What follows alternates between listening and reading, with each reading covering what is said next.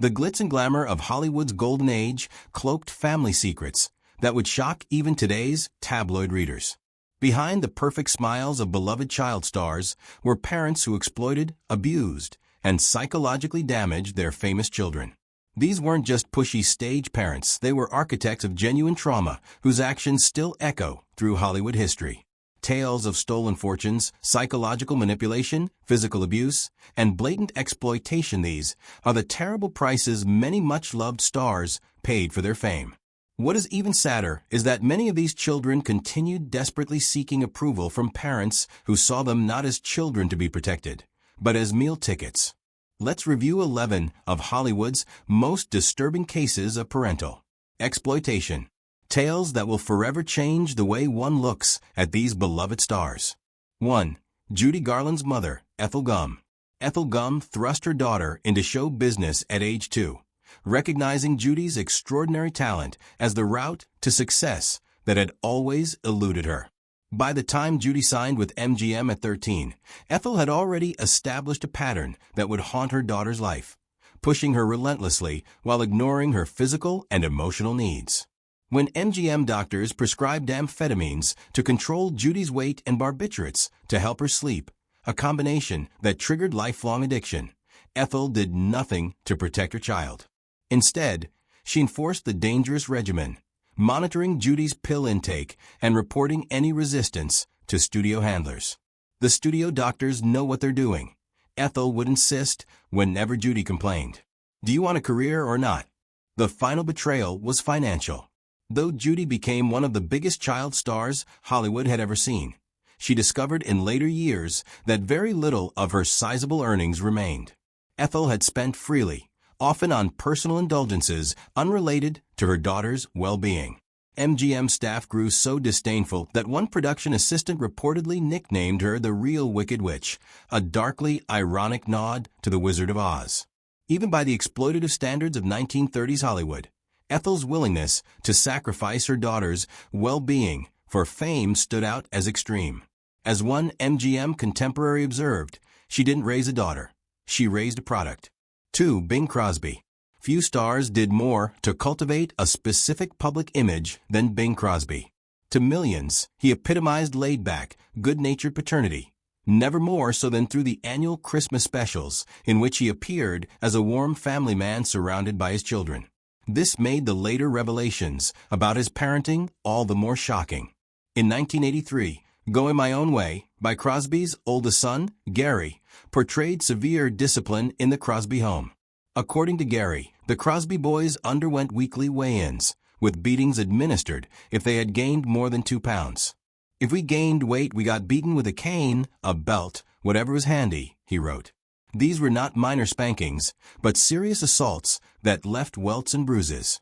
Initially dismissed as exaggerations, the allegations picked up steam when Gary's brothers, Philip and Dennis, corroborated the abuse, with Philip telling People magazine, "We were beaten with leather straps when we were growing up," while attempting to rationalize the behavior, a disturbing indication of how normalized it had become.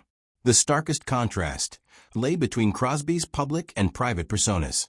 On Christmas specials, he appeared as the perfect father, but according to Gary, before those Christmas specials, he'd be hitting us if we made a mistake in rehearsal. Then we'd have to go out and be the perfect family. As one entertainment historian put it, America's favorite crooner brought joy to millions while leaving bruises and trauma behind closed doors. 3. Joan Crawford. Few Hollywood parenting scandals have captured the attention of the public like the one between Joan Crawford and her adopted daughter Christina.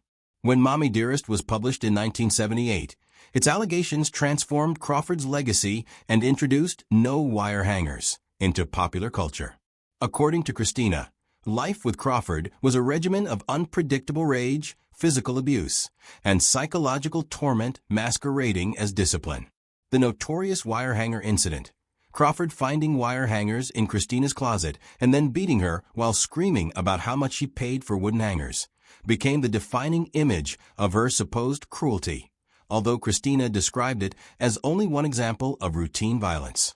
Beyond physical harm, Christina described psychological manipulations. Crawford allegedly punished her children with bizarre punishments, forcing Christina to wear a gifted birthday dress at school every day until it fell apart, allegedly to teach her not to be spoiled. Most disturbing were the late-night checks, in which Crawford would wake Christina abruptly to check her posture, her hygiene, or her room, and punish any perceived flaw with a cold shower or additional chores. These unpredictable visits made Christina feel as though there was no place where she was safe, even in sleep. While some friends came to Crawford's defense, several of the household staff corroborated key incidents.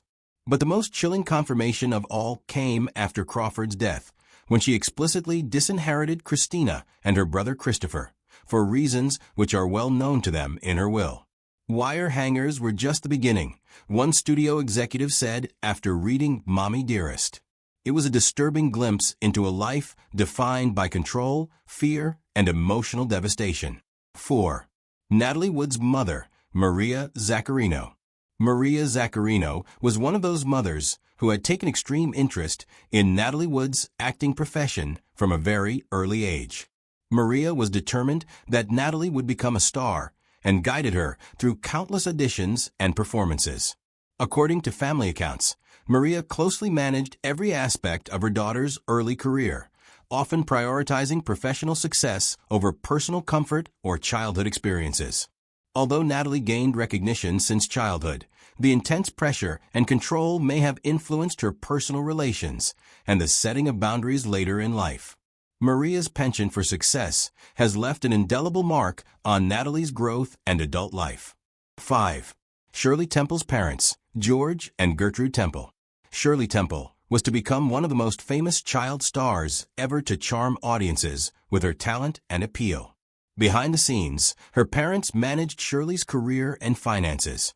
However, a large portion of the money Shirley earned went to family needs and speculative investments, which reduced her earnings as a young adult to a comparative pittance.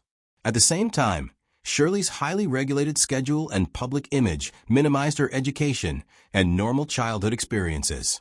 While Shirley herself had great professional success, this tight management created a childhood strongly based on work and performance.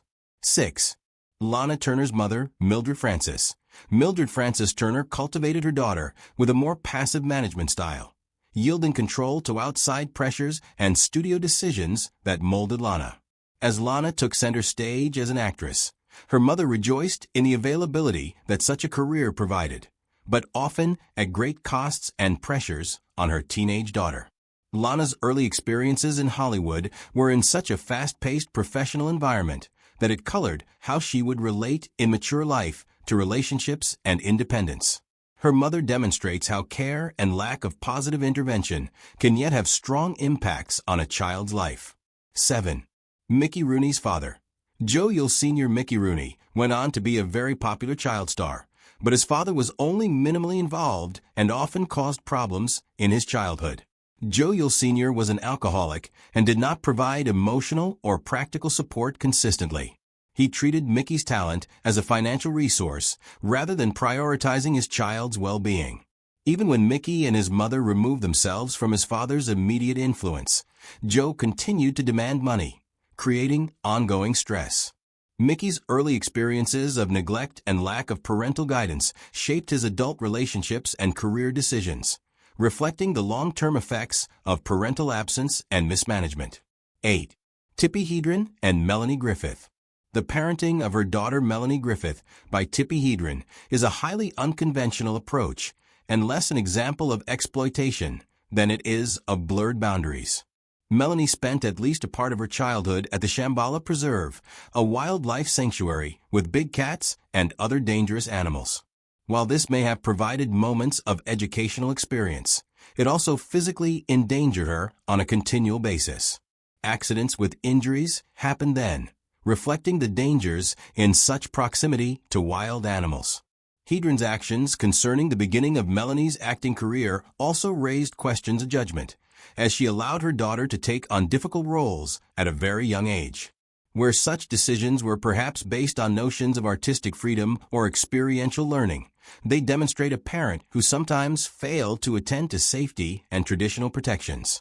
The unconventional upbringing contributed to challenges in Melanie's young adulthood, including struggles with independence and personal boundaries, though she eventually established a successful career and family life. 9. Henry Fonda, the distant icon. Henry Fonda was celebrated for the principled, caring fathers he portrayed on screen, but in private life, he was emotionally distant. His children, most notably, Jane Fonda, describe a home environment where affection and approval were rarely displayed. When their mother tragically died, Fonda became even more emotionally absent, allowing his children to flounder in how to process their grief. Criticism, not encouragement, was the main way that family members communicated with one another, leading to feelings of insecurity and a lifelong need for validation. Though Fonda's on-screen persona was one of warmth and morality, his emotional unavailability defined his children's upbringing and helped dictate Jane's later relationship decisions and professional path. This example demonstrates how emotional neglect without any physical abuse or even exploitation for financial gain can have long-lasting and profound effects on children. 10. Louise Beavers. Louise Beavers faced a different kind of parental challenge.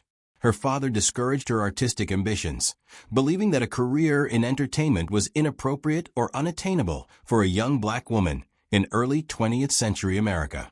Despite these obstacles, Beavers pursued acting, eventually appearing in over 160 films and breaking barriers for black performers in Hollywood. Her father's opposition indicates parental failure in forms of discouragement and lack of support, adding to the systemic racial barriers she faced. The fact that she had to hide her achievements from her father shows how strong was the psychological impact of his disapproval, though it did not prevent her remarkable career accomplishments. 11. Loretta Young. This actress tackled motherhood through surreptitiousness and the protection of her reputation, accidentally causing certain negative effects on her daughter, Judith Lewis. After secretly giving birth to Judith, Young arranged an adoption narrative that kept her daughter in the dark regarding her parentage. This long-time deception in identity and belonging caused confusion and insecurities in Judith well into her adulthood. Even efforts to manage her daughter's appearance to match the adopted identity added to the challenges. Materially, Young secured her daughter's well-being in many respects. However, the concealment of basic truths in life is but one example of how choices made by parents, even when well-intentioned, can profoundly shape psychological development in the child.